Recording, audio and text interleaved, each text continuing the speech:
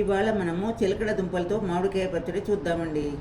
దుంపలు పీల్ చేసుకుని మామిడికాయ కూడా పీల్ చేసుకుని చిన్న ముక్కలుగా తరుక్కుందామండి. మామిడికాయ పచ్చడి కోసం పోపు వేయించుకుందాము.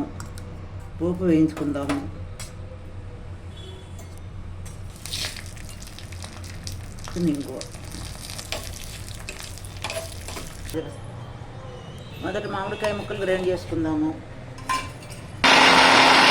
ముక్కలు ఉప్పు నీళ్ళలోకి తరిగిపెట్టినవి వేసేస్తున్నాను.